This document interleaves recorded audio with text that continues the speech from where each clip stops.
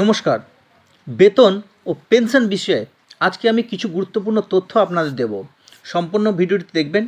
এই ভিডিওতে কবে বেতন ও পেনশন আপনাদের অ্যাকাউন্টে ক্রেডিট হবে, অর্থাৎ সেপ্টেম্বর মাসে কবে বেতন ও পেনশন আপনাদের অ্যাকাউন্টে ক্রেডিট হবে, ট্রেজারি থেকে বিশেষ কি খবর পাওয়া গেল, বোনাস ও বেতন বিষয়ে কিছু গুরুত্বপূর্ণ তথ্য বা খবর থাকছে এই ভিডিওতে। চলুন শুরু করা যাক। প্রথমে বলবো বেতন বা পেনশন কবে আপনাদের অ্যাকাউন্টে ক্রেডিট হবে। প্রথমে আসি পেনশনভোগী যারা আছেন, অর্থাৎ যারা পেনশন পান, ওনাদের পেনশন সেপ্টেম্বর মাসের পেনশন ওনাদের অ্যাকাউন্টে ক্রেডিট হবে 30শে সেপ্টেম্বর সোমবার।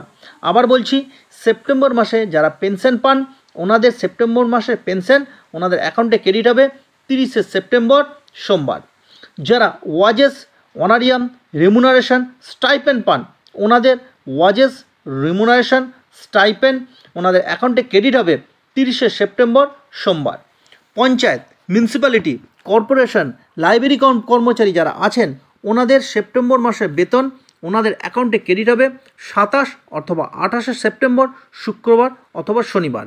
আবার বলছি, পঞ্চায়েত, মিউনিসিপ্যালিটি, কর্পোরেশন, লাইব্রেরি কর্মচারী যারা আছেন ওনাদের সেপ্টেম্বর মাসের বেতন ওনাদের অ্যাকাউন্টে ক্রেডিট হবে 27 বা 28শে সেপ্টেম্বর শুক্রবার বা শনিবার। যারা রাজ্য সরকারি কর্মচারী আছেন, অর্থাৎ সরাসরি যারা রাজ্য সরকারি কর্মচারী বা রাজ্য সরকারের অন্তর্ভুক্ত কর্মচারী ওনাদের সেপ্টেম্বর মাসের বেতন ওনাদের অ্যাকাউন্টে ক্রেডিট হবে 26শে সেপ্টেম্বর বৃহস্পতিবার। শিক্ষক, শিক্ষিকা, শিক্ষাকর্মী সহ আরও যারা আধা সরকারি কর্মচারী আছেন ওনাদের ব্যাংক অ্যাকাউন্টে সেপ্টেম্বর মাসের বেতন ক্রেডিট হবে 27 অথবা 28শে সেপ্টেম্বর শুক্রবার অথবা শনিবার।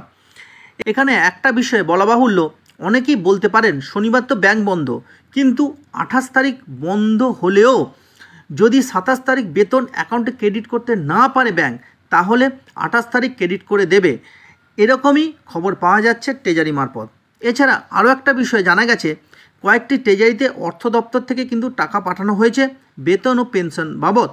এটা কী কারণে তা জানা না গেলেও যেটা ভাবা হচ্ছে, যেহেতু বেতন ও পেনশনের আগেই বোনাস অ্যাকাউন্টে ক্রেডিট করে দেওয়ার কথা, সেহেতু হয়তো এই টাকা পাঠানো হচ্ছে বলে অনুমান করা হচ্ছে।